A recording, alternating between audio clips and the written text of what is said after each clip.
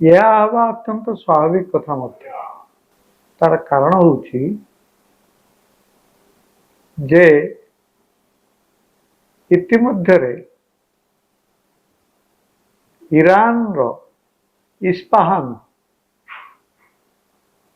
Host ବା ଏହିପରି ତିନିଟି ଜାଗାରେ ତାଙ୍କର ଯେଉଁ ପରମାଣୁ ବୋମାର କାରଖାନା ଥିଲା ସେଗୁଡ଼ିକୁ ସମ୍ପୂର୍ଣ୍ଣ ଭାବରେ ବଙ୍କର ବଷ୍ଟିଂ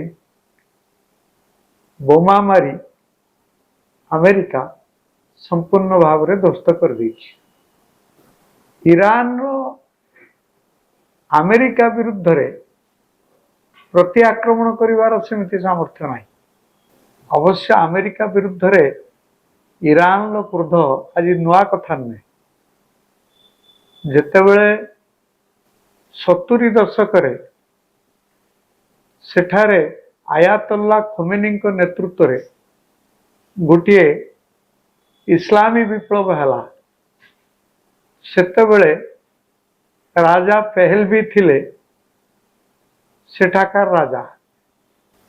ସିଏ ଥିଲେ ଆମେରିକାର ସମର୍ଥକ। ତାଙ୍କୁ କ୍ଷମତାଚ୍ୟୁତ କରାଗଲା।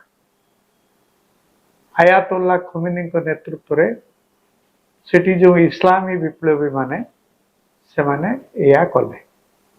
ଏପରିକି ସେମାନେ ସେତେବେଳେ ତେହରାନରେ ଯେଉଁ ଆମେରିକାର ଦୂତାବାସ ଥିଲା ତାକୁ ସେମାନେ କିଛି ଦିନ ପାଇଁ ଘେରିକି ରହିଲେ।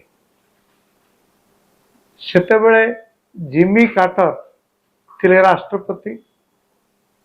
ସିଏ ହେଲିକପ୍ଟର ପଠାଇଲେ ଯେ ଦୂତାବାସ ଭିତରେ ଯେଉଁମାନେ ଅଟକ ହେଇକି ରହିଛନ୍ତି ଆମେରିକାର କୂଟନୀତିଜ୍ଞ ମାନେ ତାଙ୍କୁ ସେଠାରୁ ହେଲିକପ୍ଟର ଯୋଗେ ନେଇ ଆସିବା ପାଇଁ ଚେଷ୍ଟା କରାଗଲା, କିନ୍ତୁ ତାକୁ ମଧ୍ୟ ଗୁଳି ମାରି ଖସାଇ ଦେଲେ।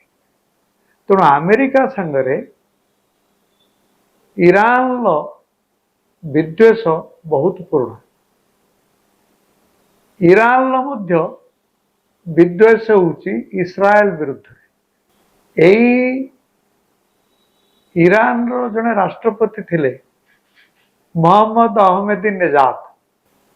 ତାଙ୍କ ପାଖରୁ ବା ତାଙ୍କ ପୂର୍ବରୁ ଇରାନ ସବୁବେଳେ ଚେଷ୍ଟା କରି ଆସିଛି ଗୋଟେ ପରମାଣୁ ବୋମା ତିଆରି କରିବା ପାଇଁ, ଯାହାଫଳରେ ସାରା ମଧ୍ୟପ୍ରାଚ୍ୟରେ ଓ ବିଶେଷ କରି ଇସଲାମୀ ରାଷ୍ଟ୍ରମାନଙ୍କରେ ସେ ବଡ଼ ଶକ୍ତିଶାଳୀ ହେବ।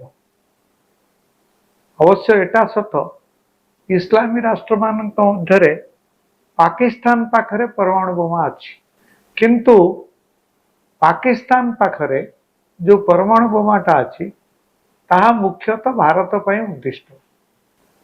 କିନ୍ତୁ ଯେଉଁ ମଧ୍ୟପ୍ରାଚ୍ୟରେ କାହା ପାଖରେ ଯଦି ଗୋଟିଏ ଏମିତି ରହେ ପରମାଣୁ ବୋମା ରହେ ତାହେଲେ ସେ କାହା ବିରୁଦ୍ଧରେ ପ୍ରୟୋଗ କରିବ? ଇରାନ ହେଉଛି ଗୋଟେ ଶିଆପନ୍ଥୀ ଦେଶ। ଆଉ ଗୋଟେ ବଡ଼ ରାଷ୍ଟ୍ର ହେଉଛି ଇସଲାମ ମଧ୍ୟପ୍ରାଚ୍ୟରେ, ସେ ହେଉଛି ସାଉଦି ଆରବିଆ। ସାଉଦି ଆରବିଆ ହେଉଛି ସୁନ୍ନିପନ୍ଥୀ।